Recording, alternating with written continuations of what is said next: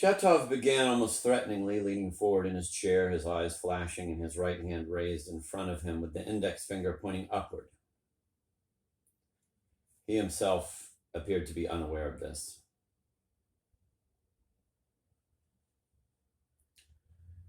Do you know, he said, which is the one and only God-bearing nation on earth destined to regenerate and save the world in the name of the new God, the nation that alone holds the keys of life and the new word?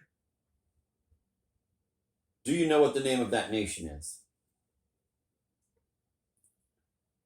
From the way you say it, I have no choice but to answer that it is the Russian nation, and the sooner I do so, the better. Ah, you're already laughing. What a bunch, Shatov said, catching fire again.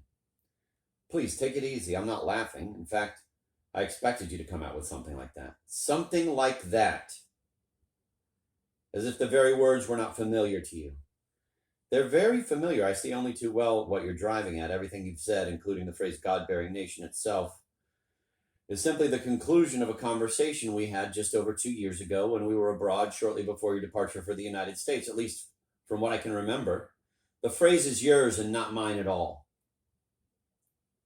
It is your own phrase and not the conclusion of some conversation we had. There was no conversation between us. There was a teacher saying great words and a disciple who had risen from the dead.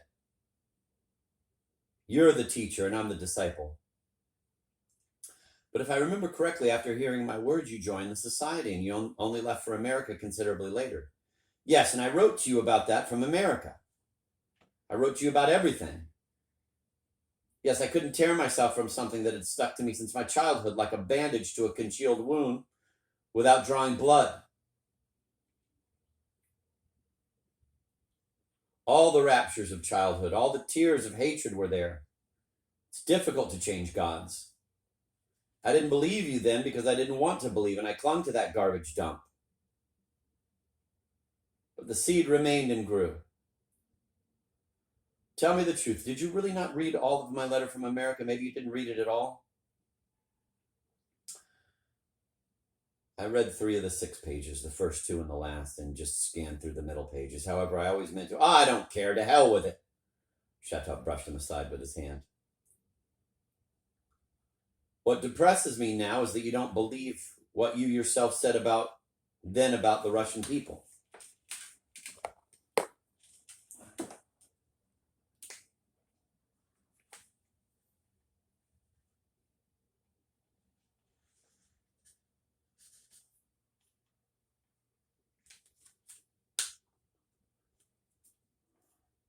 I wasn't fooling you then any more than now, Stavrogin said in a tone that was hard to decipher.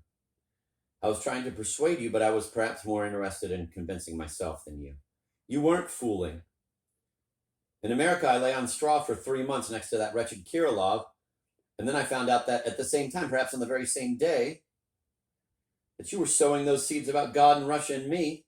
You were poisoning Kirilov's mind, the wretched maniac. You implanted all sorts of lies and other drivel in his mind and brought him to the edge of insanity. Go and have a look at him now. Go and admire your creation, though I know you've seen him already. In the first place, allow me to tell you that only a few moments ago, Kirilov assured me that he was happy and good. Now, as to your assumption that it all happened at the same time, it is almost correct. But so what? I repeat, I wasn't deceiving either of you. Are you an atheist? You're an atheist now, aren't you? I am. And then? Then as much as I am now.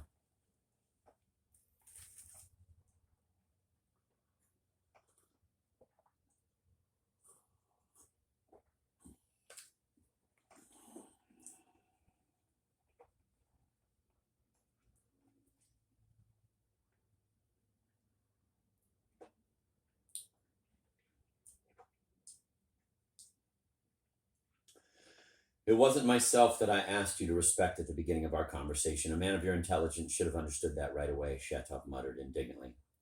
I didn't get up and leave after the first word you said. I'm still sitting here quietly, listening to your questions, and you're shouting and trying to answer you, which shows that so far I haven't been lacking in respect for you. Shatov waved his hands and interrupted him. Do you remember your own phrase?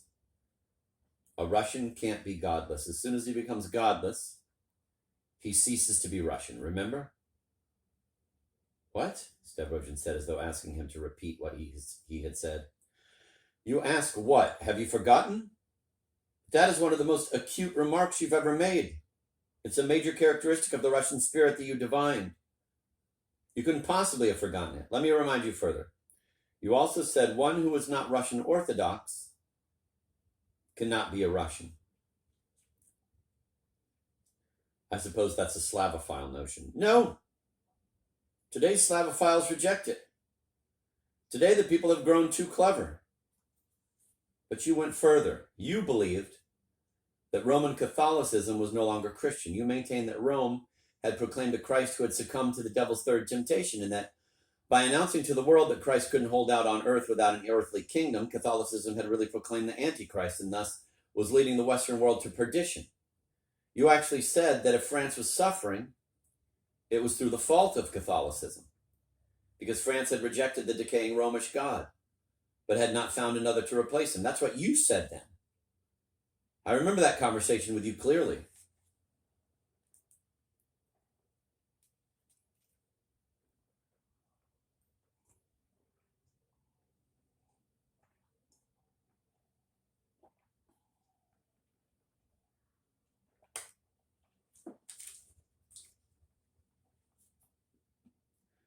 If I believed it still, I'm sure I'd repeat it now. I wasn't lying when I spoke as a believer, Stavrogin said very seriously. But I assure you that recalling my former beliefs like this leaves an unpleasant aftertaste in my mouth, so I'd appreciate it if you'd drop it. Could you manage that, do you think? If you believed it still, Shatov cried, entirely disregarding Stavrogin's request. Wasn't it you who said that even if it was proved to you mathematically that the truth was outside Christ, you would prefer to remain with Christ outside the truth? Did you or didn't you say that? Wait, now, let me ask you a question in my turn, Stavrogin said, raising his voice somewhat. What really is the point of this impatient and hostile examination? The examination is just about over and you'll never be bothered with it again as long as you live. You keep insisting that we're outside space and time. Shut up, Shatov shouted suddenly. I know I'm stupid and awkward, and may my name be drowned in ridicule. Won't you allow me just to repeat the core of your former idea to you? Only a few words, only the conclusion. If it's only the conclusion, go ahead, repeat it. Stavrogin was about to glance at his watch, but restrained himself. Shatov again leaned forward in his chair, and for a second raised his index finger once more. Not one single nation, he began as though reciting, but at the same time glaring at Stavrogin, has as yet based its life on reason and science, except for a few moments, and then out of sheer stupidity. In its very essence, socialism is godless. It proclaimed in its very first statement that it aims at an organization that does not presuppose God. That is, an organization based on the principles of reason and science exclusively. But reason and science have always performed and still perform only an auxiliary function in the life of peoples. It will be like that till the end of time. Nations are formed and moved by some other force whose origin is unknown and unaccountable. That force is the unquenchable will to reach an end, and at the same time, the denial of that end. It is the force of an incessant and unwavering affirmation of life and a denial of death. It is the spirit of life, river of water of life, as the scriptures call it, the drying up of which is threatened in the apocalypse.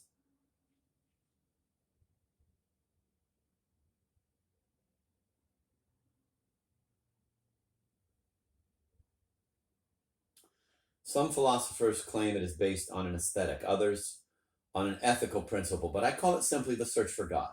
The objective of any nationalist movement and any people at any time is actually a search for God, for their own national God, and it must above all be their own God and belief in him as the only true God. God's personality is a synthesis of the entire nation from the beginning of its existence to its end. Never have all nations, or even many of them, shared one common God. Each of them has always had its own God. When gods become common, it is a sign that nations are doomed to disappear.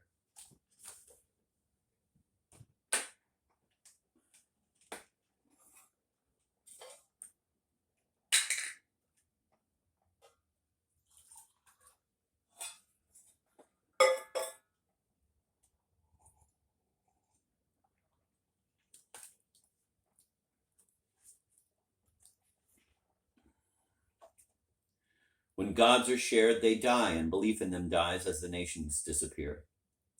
The more vital a people, the more individual and special its God. There has never yet existed a people without religion, that is, without a concept of good and evil. Each nation has its own concept of good and evil and its own native God and native good and evil. When many nations begin to have common concepts of good and evil, those nations die out, and then the difference between good and evil starts to fade and vanishes. Reason has never yet managed to define good and evil or even distinguish between them, if only approximately. On the contrary, reason has always mixed them up shamefully and miserably. As for science, its answers have always been based on brute force. This has been the special knack of pseudoscience, that terrible scourge of mankind. A scourge worse than plague, famine, and war. An evil that didn't exist until this century. Half knowledge is a tyrant without precedent, one that has its own priests and slaves, a tyrant that is worshipped with unprecedented awe and adulation, and before which science itself fawns and cringes. Well, those are all your own words, Stavrogian, except for the remarks about half knowledge, which are my own. I happen to hate half knowledge more than anything, but I haven't modified any of your thoughts or even changed a word of what you said. I doubt that those are my exact words, Stavrogian said cautiously. You drank them in eagerly and just as eagerly distorted them without being aware of it. The fact that you boil God down to a mere national attribute, he suddenly became intensely observant, not so much of Shatov's words as of the man himself. So now I'm reducing God to a national attribute, am I? Shatov shouted. It's just the other way around. I'm raising the nation to God. And indeed, has it ever been otherwise? A people forms the body of its God. A nation is a nation only so long as it has its particular God and excludes as irreconcilable all other gods, so long as it believes that with the help of its God, it will conquer and destroy all other gods. All great nations have so believed since the beginning of time. At least all who have left their mark as nations, who have led mankind. It is impossible to dismiss this fact.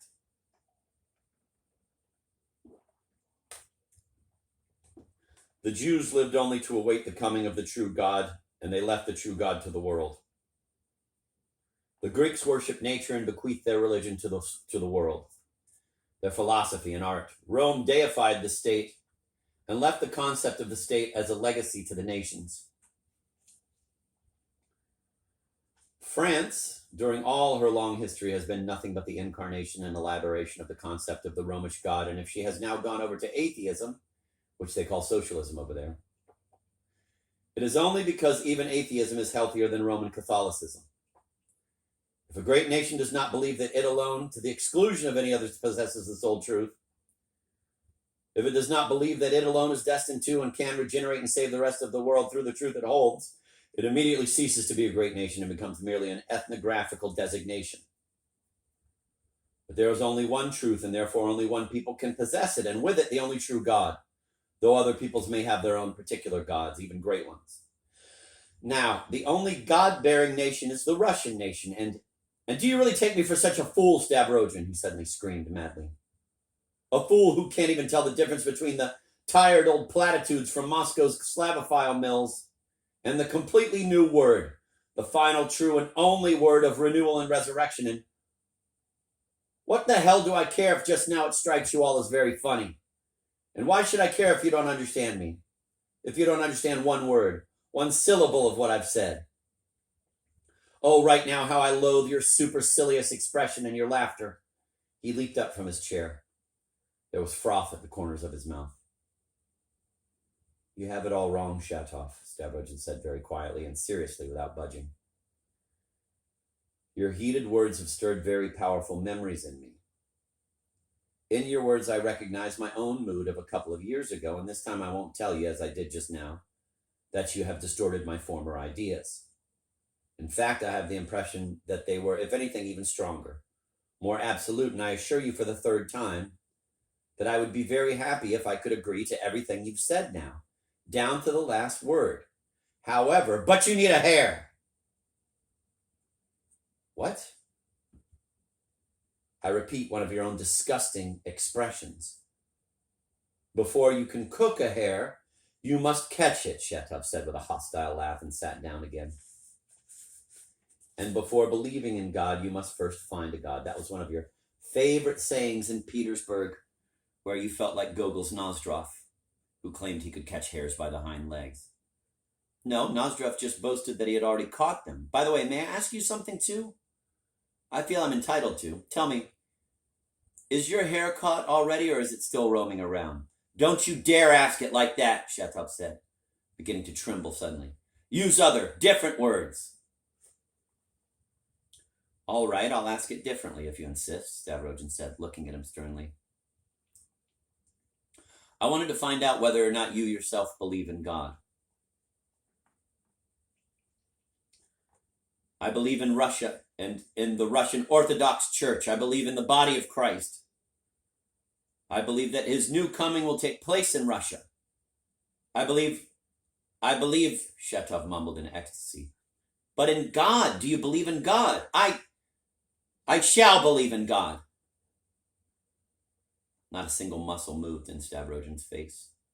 Shatov looked at him with blazing eyes, as though he wanted to set him on fire with his gaze. I never told you, Shatov said at last, that I didn't believe in God at all. I was only trying to say that I am nothing but a wretched bore for the time being. The time being. But who cares about me? It is you, not me, who matters. I'm nothing but a man without talent, and all I have to offer is my blood, like anyone else who has no talent. But the hell with my blood. I'm concerned with you. I've been waiting for you here for 2 years, and for the past hour I felt as though I were dancing naked before you. You're the only one who could have raised that banner. He didn't finish, but as though in despair, put his elbows on the table and clutched his head in his hands. I wonder, hasn't it ever struck you as odd, Stavrogin said suddenly, that everyone seems so anxious to force some banner upon me?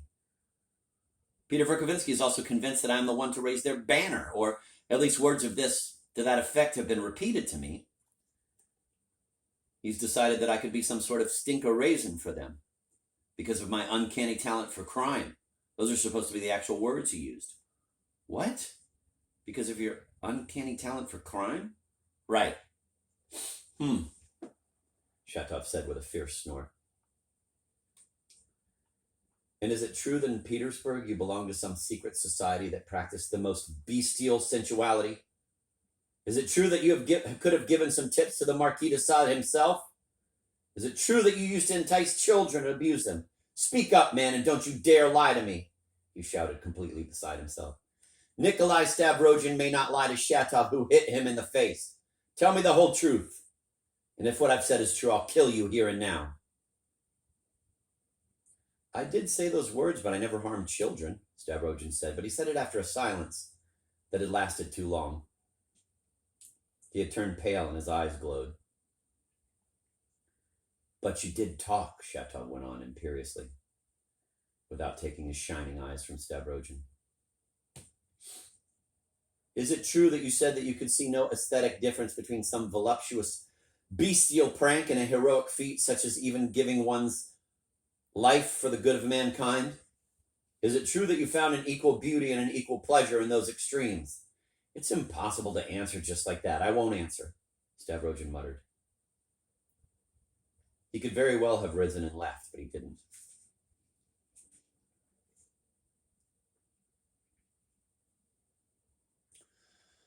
I don't know either why evil is ugly and good beautiful, but I know why the distinction between good and evil becomes blurred in people like Stavrogin, Shatov, who was trembling all over, persisted. Shall I tell you why you married that woman so shamefully, so disgracefully?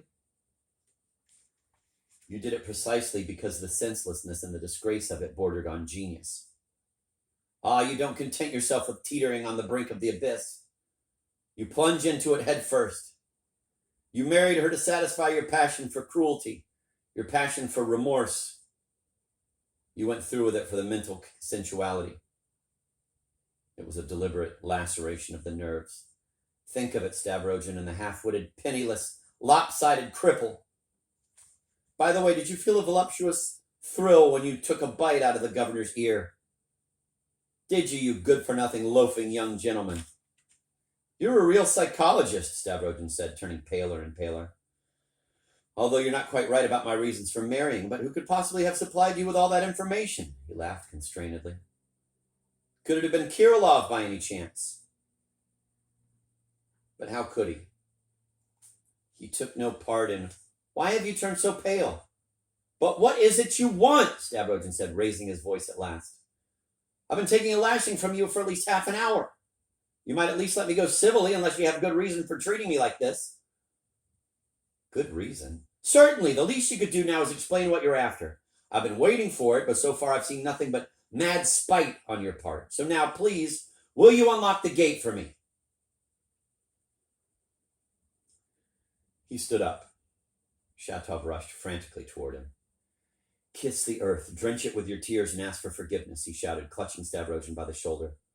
I didn't kill you, though. That day I drew my hands back, Stavrogin said, looking down and appearing to be suffering great pain. Come on, spill the rest of it. You came to warn me of danger. You've allowed me to speak. Tomorrow you will announce your marriage publicly. Do you think I can't see from your face that some new, dreadful idea is now taking hold of you? Stavrogin, why am I doomed to believe in you to the end?